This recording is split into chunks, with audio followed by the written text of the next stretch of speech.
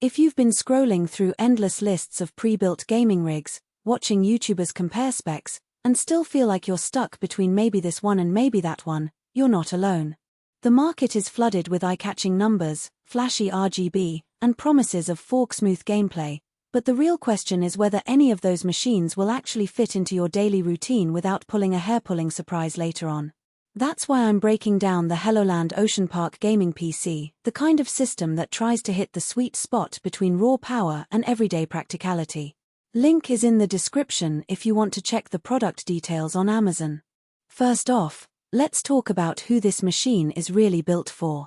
If you're the type who spends a few evenings a week diving into the latest AAA titles, maybe streaming a bit, and you also like to dabble in video editing or 3D modeling on the side, the Ocean Park's mix of a high-end AMD CPU and a mid-range Radeon GPU lands right where you need it. On the other hand, if you're only after a console-level experience, or you're a professional esports competitor demanding the absolute lowest latency possible, you might find yourself paying for horsepower you'll never fully exploit. The core of the system is the AMD Ryzen 7 9800X3D. It's a chip that got a lot of buzz for its 3D V-cache technology, which essentially gives games more quick access memory for the CPU. In practice, you'll notice smoother frame rates in titles that are CPU-heavy, like strategy games or massive open-world environments where a lot is happening at once. I ran a few sessions of *Civilization VI* and Microsoft Flight Simulator * on a similar setup, and the frame time spikes that usually ruin immersion were noticeably tamer. That translates to a more consistent experience when you're juggling a battle, a Zoarmadin cutscene, and a chat window all at once.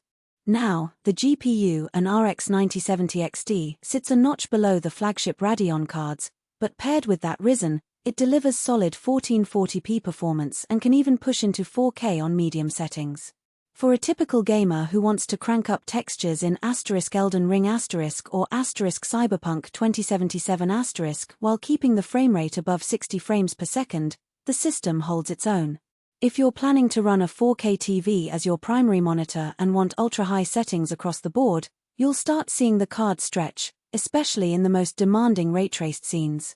In those moments, dialing down a few settings or switching to DLS-style upscaling, if supported, brings the experience back to smooth territory. One of the most practical aspects I've seen people overlook is the 32 GB of DDR5 RAM running at 6000 MHz. That's a lot of memory for gaming alone, but it shines when you layer in content creation tasks. Open Photoshop, import a 4K video clip into Premiere, and you'll notice the system can keep multiple apps responsive without the dreaded not responding lag.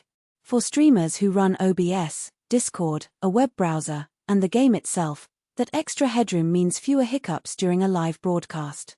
Storage is another spot where the Ocean Park feels thoughtful. The 1TB PCIe NVMe SSD isn't just a capacity number, it's a speed number.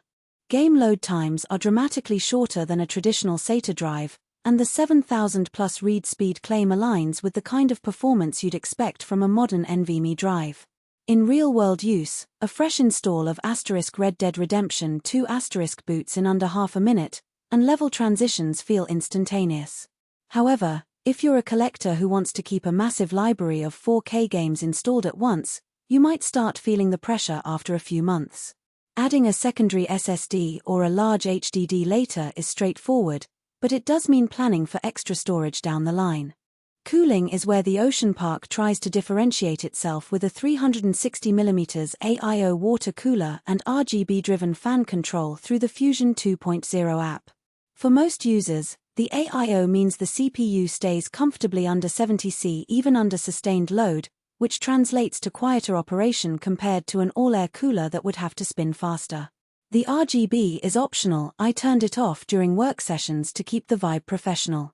The app does let you set fan curves, but it's not as granular as a dedicated motherboard BIOS. If you're a tuner who loves tweaking every curve, you might feel a bit limited, but for the average gamer it's more than sufficient. Power delivery comes from an 850W PSU, which is generous for this configuration. The extra headroom is useful if you decide to upgrade the GPU later, or if you add more drives and peripherals. It also provides a safety net against the occasional power dip that can cause instability.